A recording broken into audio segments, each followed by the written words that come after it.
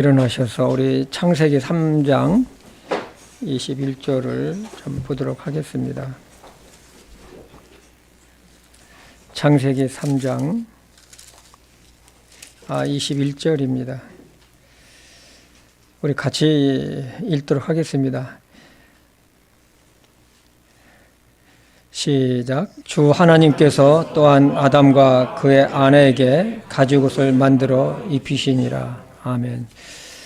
살아계신 하나님 아버지, 참으로 오늘도 저희들에게 또 주님께서 구별하신 또 주의 첫날, 또 주님께서 또 주일 새벽에 부활하신 그날을 우리가 기념하며 주님의 몸된 교회로 우리가 함께 모여서 우리를 구원하신 하나님을 찬양하며 주님을 예배할 수 있게 해주신 것 진심으로 감사합니다. 아버지 하나님, 이 날을 축복해 주시고 이 예배를 축복해 주시고 오늘 이 말씀을 축복해 주시기를 간절히 간구합니다. 하나님 아버지, 오늘 말씀을 통해서 또 우리가 회복의 역사가 일어나는 귀한 시간이 되게 이 시간을 축복해 주시옵소서. 성령 하나님께 이 모든 것을 의탁하오며 예수님의 이름으로 기도했습니다. 아멘. 자리에 앉아 주십시오. 지난 주일날, 지난 화요일날이죠. 우리 김정기 선교사님 주님 품으로 좀 가셨습니다. 28년 동안 참 멕시코 선교 사역에 참 큰 일을 하셨어요. 그 중남미 지역에 교회를 개척하고 또 신학교를 또 세우시고 또 하나님의 사역자를 배출했습니다. 또 그들이 나가서 교회를 개척하고 복음 사역하는 것을 저는 눈으로 좀 확인을 했습니다. 김정기 선교사님은 목사요, 선교사요, 교수였습니다. 그분이 뿌리신 선교의 열매는 지금도 또 잘 자라고 있고 그 열매를 맺고 있습니다. 멕시코에서 또 온두라스에서 과테말라에서입니다. 선교사의 죽음은 참으로 아깝지만은 그러나 천국에서 하나님으로부터 칭찬과 또 기쁨 가운데 있는 줄 믿습니다.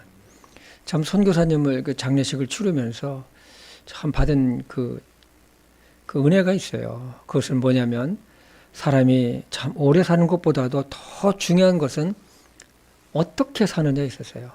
어떻게 우리의 인생의 삶을 사는 것이 정말로 가치 있고 값 있는 인생이냐는 것이죠. 이제 문제는 혼자 된 이제 사모님이죠.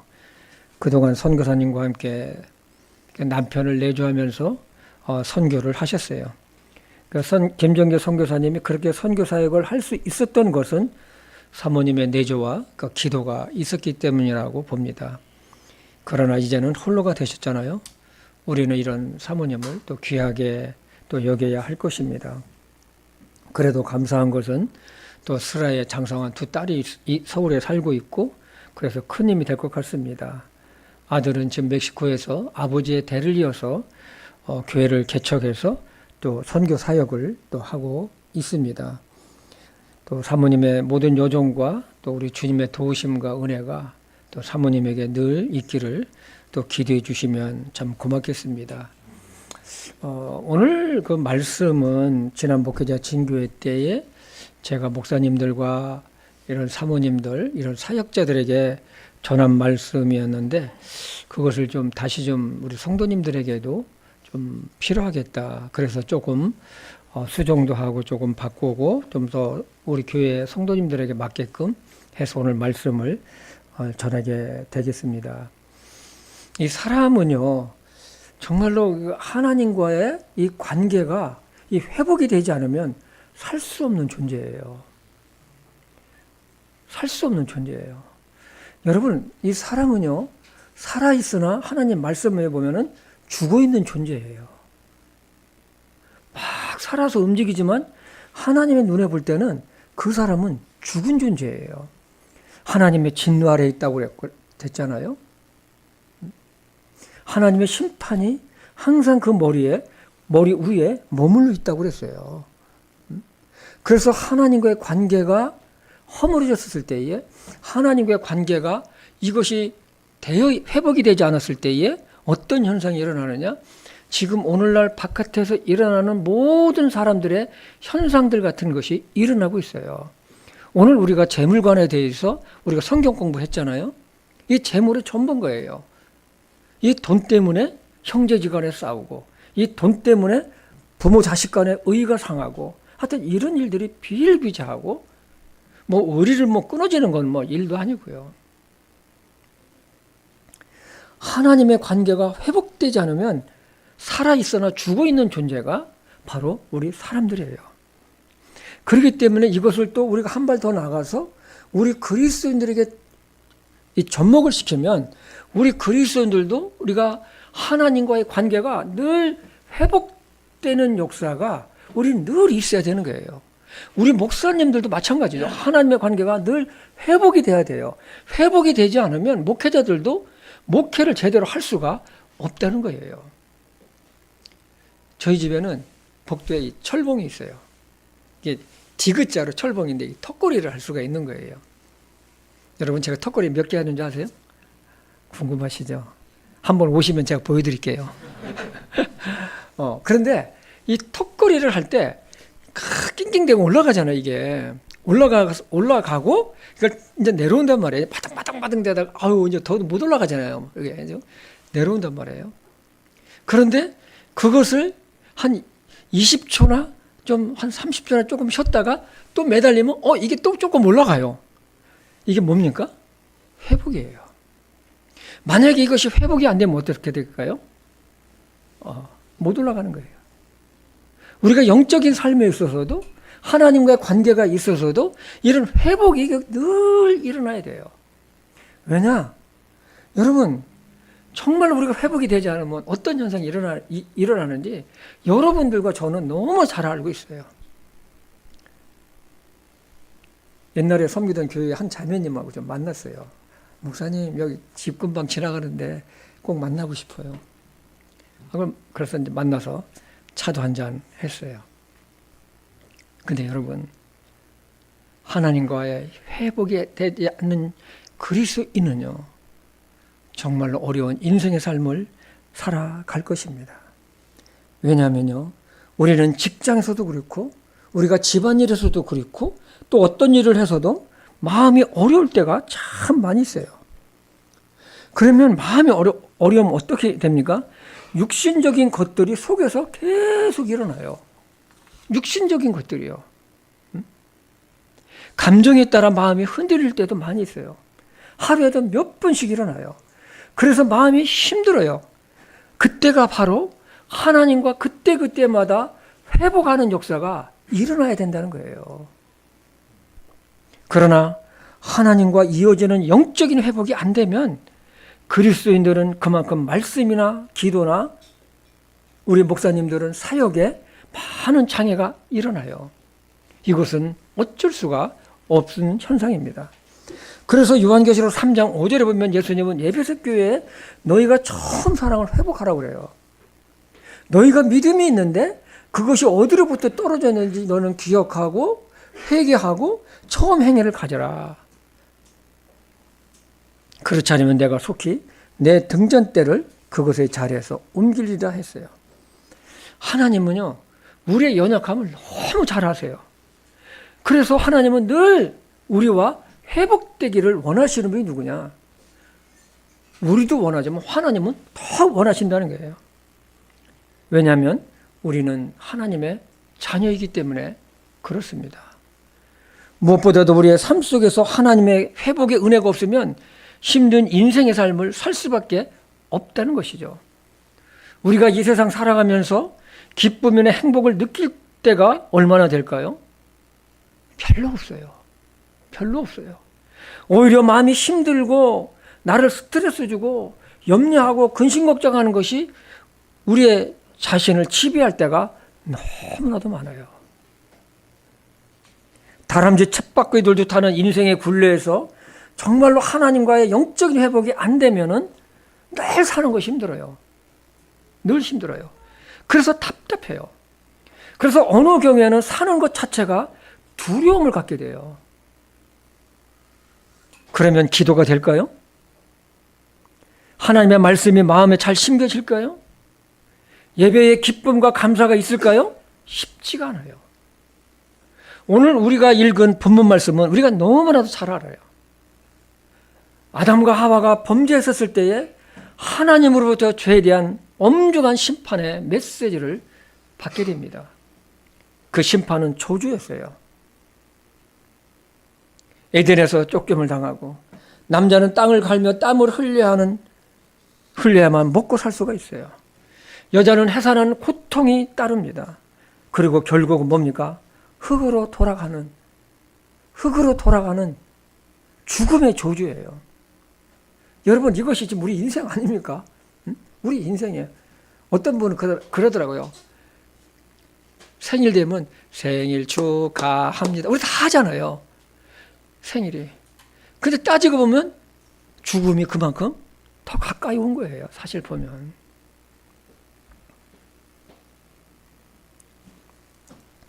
아담과 하와가 정말 이런 하나님으로부터 저주의 심판을 받았지만 그러나 하나님은 또 다른 사랑을 표현하는 것을 보게 돼요. 그것이 뭡니까? 오늘 우리가 읽은 본문 말씀이에요. 부끄러워서 죄를 범하고 하나님이 두려워서 그들은 하나님의 낯을 피해서 도망갔어요. 나무 뒤에 숨었어요.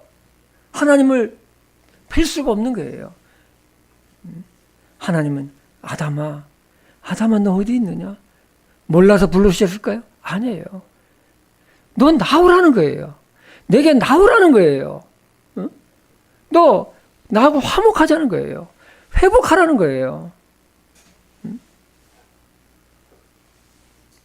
하나님은 그 숨은 부끄러워서 나뭇잎으로 가린 자기 부끄러운 것을 가린 그 아담과 하와를 한 짐승을 취해가지고 그 짐승을 죽이고 거기서 가죽옷을 해가지고 이 아담과 하와의 부끄러운 것을 입히시는 사랑의 하나님인 것을 보게 됩니다. 물론 여기에는 여러 가지 영적인 의미가 있습니다. 그러나 오늘 본문 말씀을 오늘 주제가 뭡니까? 회복의 은혜잖아요. 우리는 여기에서 하나님의 마음을 알 수가 있습니다. 요한일서 4장 10절에 보면 우리가 하나님을 사랑하지 아니하였으나 그분께서 우리를 사랑하시고 자신의 아들을 보내사 우리의 죄들로 인한 화해 헌물로 삼으셨나니 여기에 사랑이 있느니라. 여러분 이 죄를 이 속속이는 자식을 보면요 어때요? 어떡할 수 없어요. 그래도 먹여요. 그래도 먹여주고 그래도 잘 되기를 바라고. 우리 아들이 대학교 1학년 때 고3 때 대학교 1학년 때 우리 힘들더라고요. 힘들었어요. 그래서 어떤 때는 걔 하나만 밴쿠버에 남겨놓고 우리 가족은 다 미국으로 좀 떠나갔으면 좋겠다. 그런 마음이 들 때가 있었어요. 너무 힘들었어요. 왜냐하면 미국에서도 나오라는 교회가 있었으니까. 그쪽으로 갈까. 그래도 어떻습니까? 내가 자식이니까 품는 겁니다. 우리는 이 세상에서 하나님의 자녀로서 구원을 받았어요. 이것은 놀라운 특권이에요. 주님을 예배할 수 있는 특권, 영원한 천국을 상속받은 그 특권, 그리고 하나님을 아버지라고 부를 수 있는 이 엄청난 특권을 우리는 가지고 있습니다. 그래서 하나님은 사도 바울을 통해서 빌립보서 2장 12절에 보면 내가 없을 때에도 더욱더 순종하여 두렵고 떨림으로 너희 구원을 이루라고 말씀하셨어요. 하나님 말씀에 더욱 순종함으로 너희 자신의 구원을 이루라는 거예요. 구원을 받으라.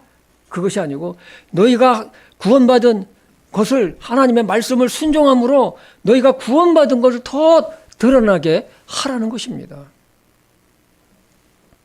그러기 위해서는 하나님과의 영적인 회복이 일상적으로 반복적으로 우리는 일어나야 돼요. 그렇지 않으면 우리는 너무 힘들어요. 그리고 이것이 너무나도 중요해요. 문제는 부족함이 있는데도 불구하고 회복되지 않을 때 영적인 피로가 삶의 피로로 연결된다는 거 여러분 아세요? 영적인 피로가 나의 삶에 실질적으로 내 육체의 피로로 연결된다는 거예요. 여러분, 우리가 이게 영적인 회복이 일어나잖아요. 어떤 문제가 나에게 막 닥쳐와요. 그것 때문에 막 스트레스를 받고 막 염려가 와요. 그런데 그것을 정말 우리는 해결할 수 있는 능력이 우리 없어요. 여러분, 스트레스 받을 때 여러분 해결할 수 있는 능력이 있습니까? 아니, 해결할 수 있으면, 능력이 있으면 왜 그 스트레스를 받아? 안 받지? 우리는 사실 없어요. 우리는 그것들을 그때그때마다 해결해야 돼요. 그때그때마다 어떻게 해결해야 되느냐. 그것을 그때그때마다 우리는 하나님께 이것을 맡기고 기도하고 바라보는 수밖에 없어요. 너희 짐을 나에게 맡기라. 여러분, 이것이 참 해결하지 않으면 이것이 나중에는 어떻게 됩니까? 우리의 육체의 피로가, 우리 정신적인 피로가 이것이 만성 피로가 돼버려요. 만성 피로가 되면은요, 밥을 먹어도 피곤해요. 쉬어도 피곤해요. 잠을 하루 종일 자도 피곤해 풀어지질 않아요. 풀어야 돼요. 우리의 영적인 피로가 엄청나게 중요해요. 우리가 영적인 피로를 푸는 것이 너무나 중요해요. 영적인 피로를 피울 때 이거 하나님의 은혜가, 이 회복의 은혜가 일어나는 거예요. 우리는 그런 게 있잖아요. 막 우리는 하나님께 맡기지도 않고 막 하나님의 은혜를 받기를 원해. 여러분, 그릇이 비어야지 거기다가 하나님께서 은혜를 부어주시지. 비워주지도 않는데 어떻게 하나님의 은혜를 줄 수가 있겠습니까? 줄 수가 없는 거예요. 그래서 정말 우리의 모든 문제의 근원을 보면 외부적인 것도 있지만, 그러나 그 문제를 그때그때마다 하나님 앞에서 풀어나가지 못하는 우리 자신에게도 있다는 거예요. 믿음의 선조들을 보면 모든 문제의 근원이 외부적인 것에서 발생했지만, 그러나 그 문제를 예수님 안에서, 하나님 안에서 풀어나가는 것을 보게 돼요. 여러분, 욥 어때요? 욥. 엘리야는 어떻습니까? 에스더는 어때요? 이사야는 어떨까요? 에레미야 대언자는 어떻습니까? 전부 다 보면 이분들이 전부 다 막 외부적인 걸로 인해 가지고 엄청나잖아요. 이 받는 것들이, 바드링이. 그러나 그러한 것들을 정말 하나님과 씨름하잖아요. 뭘로 씨름합니까? 기도로 씨름하고, 또 그걸 내려놓으면서 막 하나님 어떤 때는 막 하나님을 어떤 때는 막 원망도 한단 말이에요. 내 속이 이렇다는 거예요. 너무 힘들으니까. 우리가 어떤 일이 있었을 때에 그것을 사람에게 할 때는 그것이 원망과 불평으로 나가지만, 그러나 어떤 문제들을 가지고 하나님 앞에 나가면 그것이 기도가 돼버려요. 기도가 돼요. 기도가 되면 그것이 풀어져요. 아주 놀라워요. 제가 캐나다에 사역할 때 힘들었던 이유가 있었어요. 목회의 초년병이에요. 목회의 초년병. 여러분, 목회의 초년병 알죠? 앞뒤 안 가리고 막 무조건 앞으로 나가는 거. 아니, 상황을 봐면서 이게 좀, 근데 지금은 좀 경험이 많으니까 상황도 보고 그러는데, 그때는 그냥 무조건 내 고야. 무조건 내가 고. 우리 집사람은 뒤에서 밀고 나를 앞으로 나가고.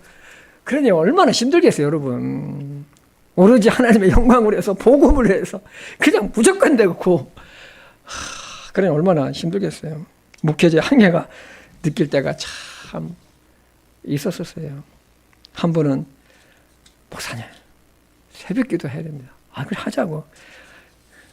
하는데, 여러분, 새벽 기도 일주일에 5번 하잖아요. 그리고 주일 설교하고, 수요일 날은 캐네디언 교회가 있으니까 우리는 목요일 날 예배를 드리고, 또 구역 예배를 2주에 한 번씩 한단 말이에요. 구역 예배 교재 만들고, 구역 예배 인도하고. 그러니까 일주일에 7번, 8번을 하는 거예요. 어떤 때는요, 신방 갔다가 밤 12시 넘어서 왔는데, 새벽 설교를 때 준비를 해야 되는 거예요. 그럼 언제 끝나느냐? 새벽 3시 반쯤에 설교가, 준비가 끝나요. 조금 있으면 전 새벽 예배를 또 나가야 돼요. 응? 참, 하나님께서 엄청나게 영광로 속에서 넣어가지고, 이 신병, 군인으로 얘기하면, 이 소대장, 육군사관학교 나온 이 소대장을 갖다가 그냥 집어넣어가지고 달달달달달 그냥 볶는 것 같았어요. 근데 그걸 막 견디면서 하는 거예요. 응? 마음이 답답하고 어떤 때는 힘들었어요. 이것을 어떻게 이겨내야 될지. 겉으로는 내색을 하지 않는데 내면에는 황색 신호등이 들어왔어요. 교회 가서는 성도님들 보면서 웃었지만은 내면은 웃음이 없었어요. 솔직히 힘들었어요. 집에 와서 힘들 때는요, 시연아, 아빠가 찬송가를 부르야 되겠다. 그러면 찬송가를 부르기 시작해요. 40분이고 1시간을 불러요. 1시간 이상 부를 때도 있어요. 하나님의 은혜에 대한 찬송, 그 다음에 구원에 감사하는 찬송, 그리고 천국 소망에 대한 찬송, 그 다음에 승리에 대한 찬송을 막 계속 부르는 거예요. 그런데 여러분, 놀라운 것이 뭐냐면 그런 찬송을 부르다 보면요, 그 찬송과 가사와 이 곡이 이 내 안에 있는 영적인 피로들이 풀어지기 시작하는 거예요. 풀어져요. 풀어져요. 마음에 있던 답답함이, 무거움이 사라져요. 너무 좋았어요. 찬송을 부르고 나면 제 마음에 회복의 역사가 일어나는 것을 경험을 했어요. 하나님의 은혜가 제 심령 속에 가득했어요. 소망이 넘치고 다시 힘을 받았어요. 성령님께서 무거웠던 제 마음에 회복의 은혜를 부어주셨던 것이죠. 시편 22편 3절에 보면 이스라엘 찬송 중에 거하시는 주여 주는 거룩하시나이다라는 말씀이 있습니다. 하나님은 찬송 중에 거하신다는 거예요. 그래서 마음과 입술로 하나님을 높이고 찬양하는 것을 받으셨다는 거예요. 그러니 찬양을 부르는 마음에 회복의 역사가 일어나는 것은 당연한 거였어요. 우리 이사야서 43장 21절을 한번 보겠습니다. 이 백성은 내가 나를 위하여 지었나니 그들이 내 뭐를 전하리라? 찬양을 전하리라. 때문에 하나님의 베푸시는 회복의 은혜는 날마다 일어나야 돼요. 날마다 일어나야 돼요. 그렇지 않으면 영적인 만성 피로가 되어서 삶의 마이너스 요인이 될 것입니다. 회복의 은혜가 항상 있게 하기 위해서는 어떻게 해야 될까요? 첫째로는 작은 것이라도 마음에 걸림이 되는 거나 무거운 것이나 그것이 크든 작든 간에 반드시 처리를 해야 된다는 것입니다. 하나님께서는 우리 마음에 양심이라는 것을 주셨어요. 이 양심은 하나님을 향하게 되어 열려 있어요. 성령님께서는 말씀과 양심을 통해서 영적인 회복을 촉구하세요. 때문에 우리는 작은 죄에도 어떤 삶에서 일어나는 무거운 일이라도 그것을 예민하게 우리는 반응을 해야 돼요. 별것 아니지, 작은 것 같으니까 별것 아니지. 하지만 여러분, 그것이 하나님의 관계에 있어서 방해가 된다는 사실입니다. 우리는 그때마다 주님 앞에 드러내야 돼요. 드러내야 돼요. 드러내야만이 그것이 처리될 수가 있어요. 하나님의 회복의 은혜는 저절로 일어나는 것이 결코 아니에요. 우리는 하나님께서 주신 은혜에 반응할 때에 회복의 은혜가 일어난다는 사실을 꼭 잊지 말기를 바랍니다. 우리는 작은 것에 쉽게 넘어가는 경우가 참 많아요. 이 마귀사단은요, 크고 거대한 것을 통해서 우리를 넘어지게 하는 것이 아니라 눈에 보이지 않는 작은 것들을 통해서 우리를 넘어지게 하고 시험에 들게 한다는 것이죠. 여러분, 사람이 있잖아요. 이 상처를 받는 거 보면요, 그냥 막 욕설을 듣고 무슨 폭행을 당하고 해서 상처받는 것이 아니에요. 말 한마디예요. 뭐라고요? 가시돋친 말 한마디. 이것이 사람 마음에 박혀요. 희한해요. 근데 그것이 굉장히 작은데 그것이 어느 날 폭 하고 하도 또 그런 건 작으니까 또 잘 박혀, 또 이상하게. 그런 것들이 탁 박혀요. 근데 그것이 딱 없어지면 괜찮은데 그것이 항상 보면 깔딱 하더니 이게 내 상처를 갖다가 아주 슬슬 긁어요, 그게. 응? 큰 댐이 무너지는 것도 보면은 작은 구멍이나 작은 크랙에서 시작이 되는 것을 우리는 잘 알고 있어요. 그래서 여러분, 아가서 2장 15절을 한번 띄워주세요. 같이 읽어볼까요? 시작. 포도밭을 망치는 작은 여우들을 잡으라. 포도원에 연한 포도들이 있느니라. 여러분, 작은 여우들이 뭘까요? 우리 주변에는요, 내 마음을 훔쳐가고 내 마음을 상처 주는 이런 작은 여우들이 너무나 많아요. 작은 여우들이요. 그래서 솔로몬은 뭐라 합니까? 2장 15절의 아가서에 포도원을 망치는 작은 여우를 잡으라. 우리의 마음을 어렵게 하고 우리의 마음에 상처 주고 하는 또 참 이런 작은 여우들을 우리는 잡아야 된다는 것입니다. 오래전에 그 이야기인데 우리 교회 이야기는 아니에요. 우리 교회 얘기는 아니에요. 한 젊은 자매인데 그 늦은 밤에 꼭 이런 뭡니까? 가까운 자매집을 놀러 간다는 거예요.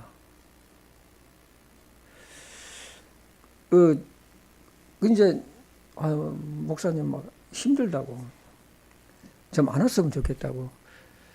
근데 뭐 워낙 부침성이 좋으니까. 근데 그 자매는 싫은 거예요. 뭐 교제라는 명목으로 가지만은 힘들다는 거예요. 거부할 수도 없고 말은 교제지만 놀러 가는 거예요. 늦은 시간에. 여러분 가서 무슨 교제를 하겠습니까? 말씀 교제를 하겠습니까? 기도를 함께 나누겠습니까? 아니에요. 이런 외부적인 것으로부터도 이게 이 작은 여우잖아요. 나는 힘들어 죽겠는데. 그리고 피아노를 교회 주중에 피아노를 이용해서 아르바이트도 하고 하지 말라고 했더니 거치게 항의를 제가 받은 적도 있습니다. 사랑하시는 성도 여러분, 우리는 이 땅에 있는 동안에 교회 내에서도 우리는 상처받을 수가 있다는 거예요. 교회 내에서도요. 어떻게 할까요? 교회 내에서 일어나는 것들은 목회자들에게 이야기를 해서 내가 상처받지 않게 해야 돼요. 그리고 우리의 삶 속에서 일어나는 이런 작은 여우들은 우리는 그때마다 처리를 해야 돼요. 그렇지 않으면 하나님과 나의 영적인 회복이 참으로 이루어지질 않아요. 아주 힘들어요. 그래서 참 우리는 작은 것이라도 크게 생각하고 하나님께 반응하며 이런 작은 나를 힘들게 하는 것들을 처리를 해야 됩니다. 요한계시록에도 보면 예수님은 7교회에게 하신 말씀들이 있어요. 귀 있는 자들은 성령께서 교회들에게 말씀하시는 것을 들으라고 하셨어요. 우리는 말씀을 통해 또는 기도를 통해서 정말 성령님께서 주시는 작은 음성도 귀를 기울여야 돼요. 이 성령님의 그 음성에 귀를 기울이지 않으면요, 우리는 이런 하나님의 은혜를 경험할 수가 없다는 거예요. 둘째는요, 기도예요. 회복의 은혜는 기도 가운데 일어나요. 저는 늦게 사역을 40 넘어서 시작을 했어요. 지금까지 사역을 돌아보면 정말로 하나님의 은혜였어요. 하나님의 정말 은혜였었어요.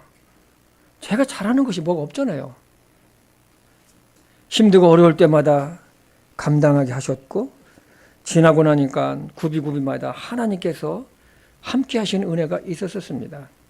그 때문에 저는 지금도 언젠가든 말씀드렸지만 아침마다 기도 시간에 빼놓지 않는 첫 일성이 있어요.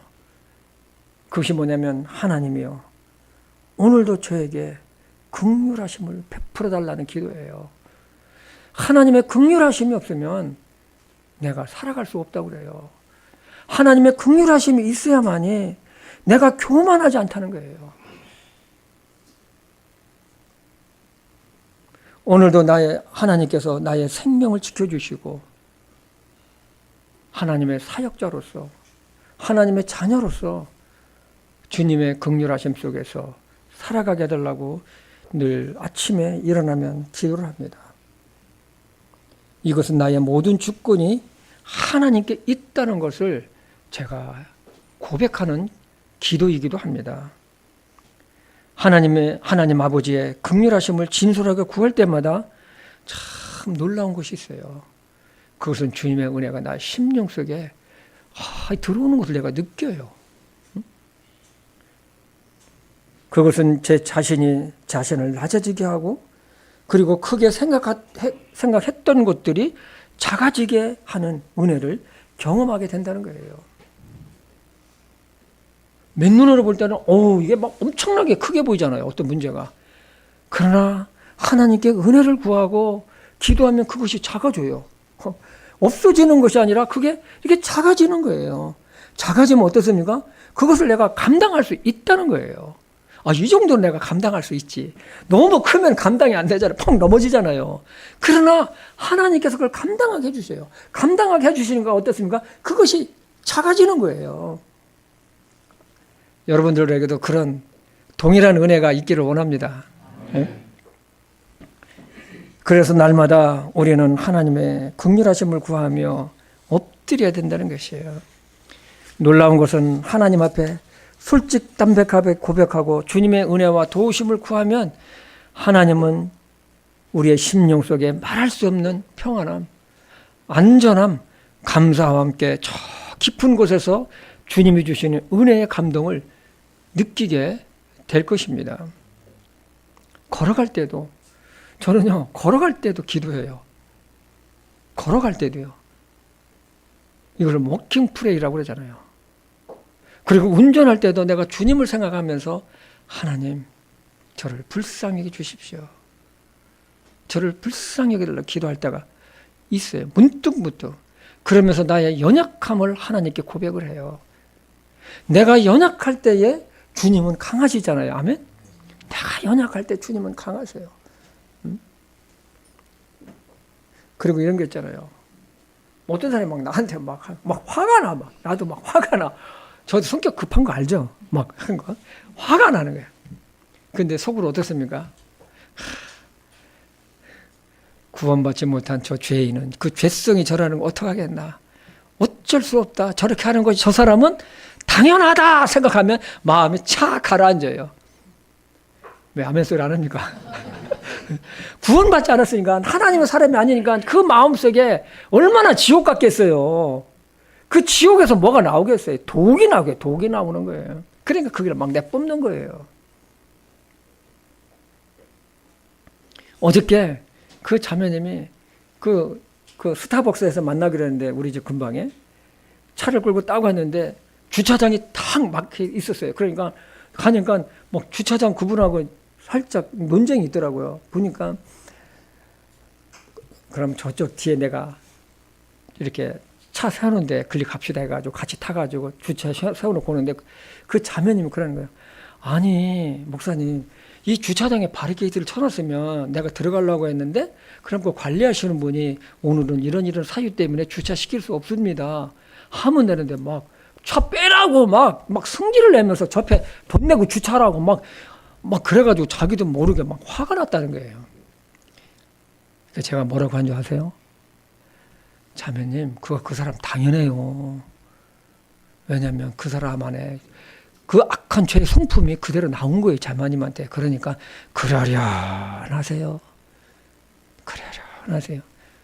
그러니까 그 자매님이 그래요. 목사님 맞아요. 그러면서 그런 말을 해요. 목사님, 요즘은 젊은 사람들도요, 약을 먹는 사람이 그렇게 많다고 그래요. 무슨 약이요? 불면증, 스트레스 해가지고 약을 먹는 사람이 참 많다고 그래요. 황영재님 맞습니까? 맞습니다. 제가 틀린 말이 아니네요. 그렇게 많다고 그래요. 그러니 우리 구원받은 사람은 얼마나 감사합니까? 아멘? 우리를 회복할 수 있는 그 능력을 우리 주님 우리 안에 주셨잖아요. 아멘? 주님이 있는 거예요. 그 주님이 우리를 내면 속에서 우리를 회복시키시는 거예요. 얼마나 감사를 합니까? 제가 밴쿠버에서 개척한 지 2년이 잘 안 됐어요. 1년 6개월쯤 됐는데 만성 두통이 막 있었어요. 막 몇 개월이 가는 거예요. 여러분, 만성 두통 아세요? 아침부터 저녁 때까지 잘 때까지 계속 치큰 이것이 만성 두통이에요. 만성 두통. 약을 한번 먹어보면 그때뿐이에요. 좀 있으면 또 계속 하는 거예요. 힘들었어요. 가끔 가다가 한국에서 전화가 오면 꼭 물어보는 게 있어요. 목사님, 지금 몇 명 모여요? 아니, 몇 명은 지금 유학생, 지금 30명하고 우리 가족밖에 없는데, 무슨 몇 명이야? 네? 그런데 그 어학연수원 이 대학생들이죠. 학생들 구령상담에서 구원받게 하고, 또 말씀으로 양육해서 조금 될 만하면, 목사님 안녕히 계세요. 저 한국 돌아갑니다. 돌아가는 거예요. 또 다른 학생을 또 줬는데, 목사님 그 대신 내 친구를 데려다 놓을 테니까, 그때는 한국밥, 김치찌개, 두부 전골 이런 게 우리 집사람이 수고를 많이 했어요. 그걸 해서 하니까 이 학생들이 오는 이유가 있어요. 그거 먹고 싶어서 오는 거예요. 한국 음식이 그리우니까. 그런 김치찌개에다 두부 전골에다가 그러니까 그게 공짜가 아니잖아요. 그거 먹고 예배드리고 하나님 말씀 공부해야 돼요. 구령상담하고 그게 공짜가 아니란 말이에요. 근데 그게 진짜 좋은 거잖아요. 그런데 그렇게 해서 구원받고 예수님 명제에서 구원받고 또 몇 달 있으면 가는 거예요. 얼마나 사람도 없는데 한 번은 공항에 딱 짐 보따리하고 채워가지고 공항에 데려다주고 딱 돌아서는데 우리 집사람이 울더라고요.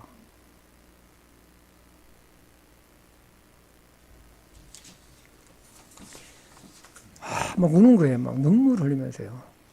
왜냐하면 모든 사랑을 다 그 형제에게 자매에게 쏟으면서 영적으로 가르치고 먹이고 했는데 떠나가니까 그때 정말로 떠나보내는 훈련을 그렇게 돼서 많이 했어요. 아까도 그랬잖아요. 하나님께서 집어넣어가지고 이 목회 초년생을 갖다가 훈련을 얼마나 했는지 몰라요. 그래서 저는 이곳에는 안 되겠구나. 저 동부 태평양 서쪽에 있는 밴쿠버에서 저 동부 쪽에 비행기 타고 7시간을 날아가는 대서양 쪽에 헬리팍스 노바스카 주의 수도인 헬리팍스에 가서 사역을 해야 되겠다. 거기에는 한국 교회도 별로 없을 거고 한인들이 몇 명 있는지 서치를 하기 시작했어요. 그리고 기도하기 시작했어요. 며칠을 그냥 계속 기도하는 거죠. 날마다. 그런데 하루는 기도하는데 그 문제를 놓고 기도하는데 하나님의 음성이 제 마음속에 들어오는 것 같았어요. 야, 태평아, 이건 네 사역이 아니야. 내 사역이야. 네가 왜 그렇게 스트레스를 받아? 왜 이렇게 힘들어하냐? 그게 기도 가운데 탁 들어오는데 그렇지.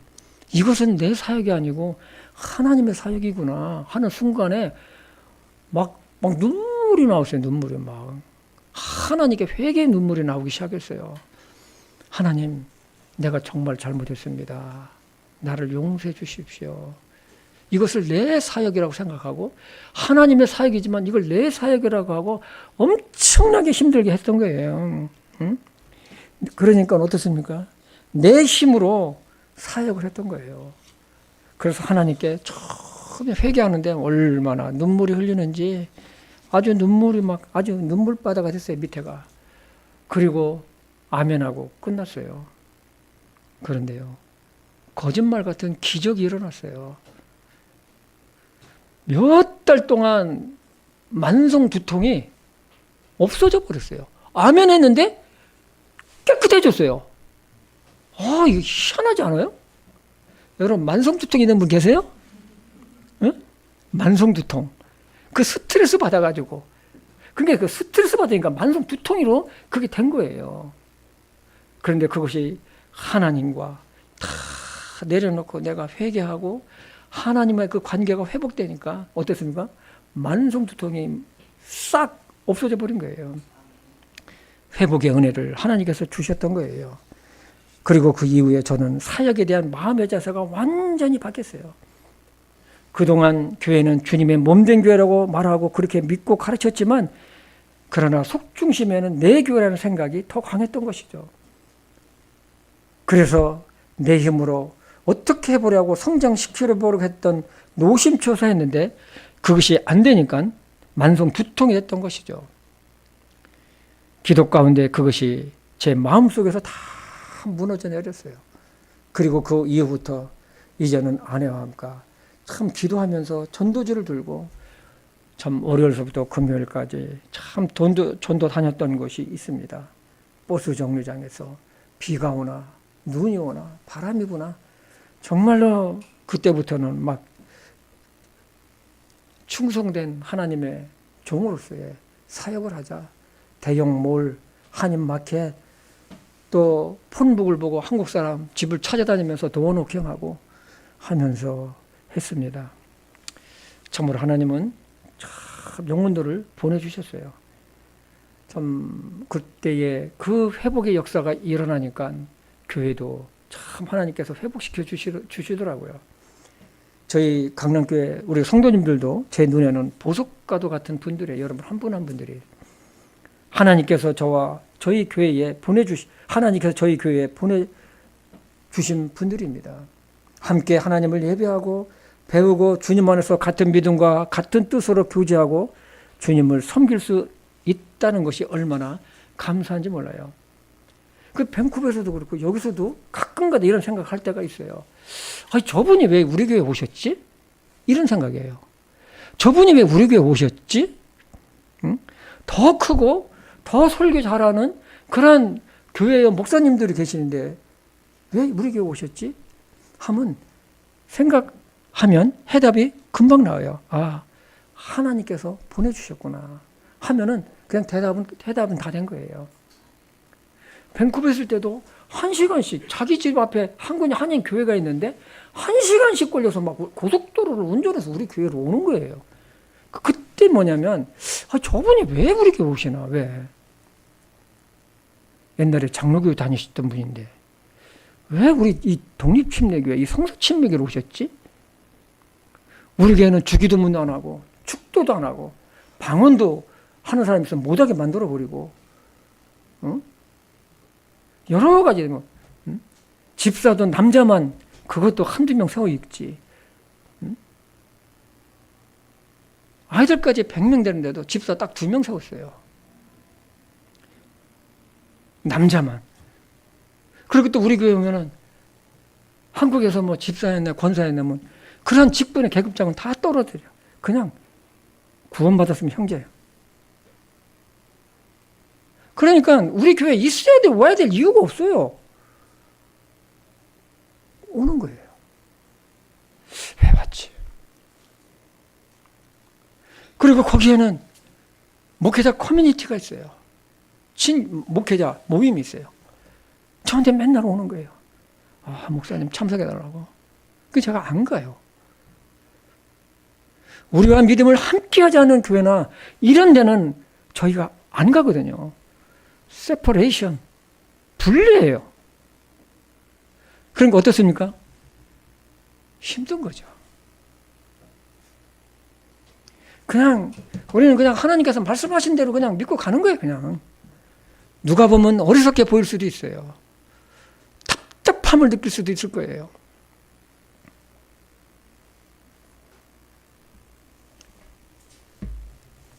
그러나 하나님은 진리와 함께 걸어가고 주님의 말씀을 사랑하는 그런 사람들을 하나님은 축복하시고 회복시켜 주시는지 여러분 믿으시기를 꼭 바랍니다. 정말로 우리는 하나님의 회복의 은혜가 없이는 힘든 인생의 삶을 살 것입니다. 그래서 회복의 은혜는 순간순간 하루에도 몇 번씩 일어나야 합니다. 주님을 바라보며 주님의 은혜를 사모하는 자에게 하나님은 매 순간마다 회복의 은혜를 주십니다.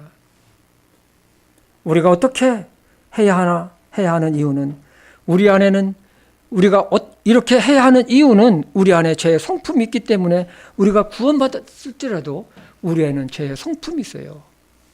또 감정이 있어요. 그래서 감정이 좋을 때도 있지만 그렇지 않을 때도 있다는 것이죠.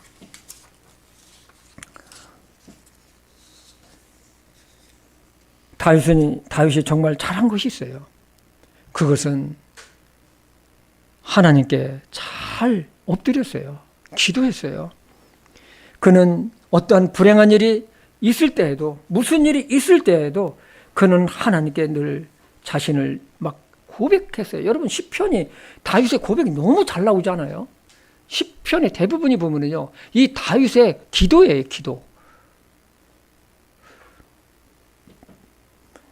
하나님이 어떠한 분이시고 자신이 얼마나 연약한 존재인지 너무나 잘 알고 있었기 때문에 그렇습니다. 양을 칠 때에도, 사울 왕에게 쫓겨다닐 때도, 왕이 되었을 때도, 압살롬의 아들 압살롬의 구테타로 도망갈 때에도 자신이 어떠한 존재인지 너무 잘 알고 있었어요. 다윗은 하나님의 은혜가 아니면, 하나님의 도우심이 아니면, 하나님의 인도하심 아니면 자기는 아무 존재도 아니라는 것을 너무 잘 알고 있었기 때문에 그렇습니다. 그래서 하나님은 이러한 다윗에게 끊임없이 은혜를 베푸셨어요. 이것은 사울 왕과 잘 대비되고 있는 것이 아닙니까? 우리 시편 103편 14절에서 16절을 같이 한번 읽어보겠습니다.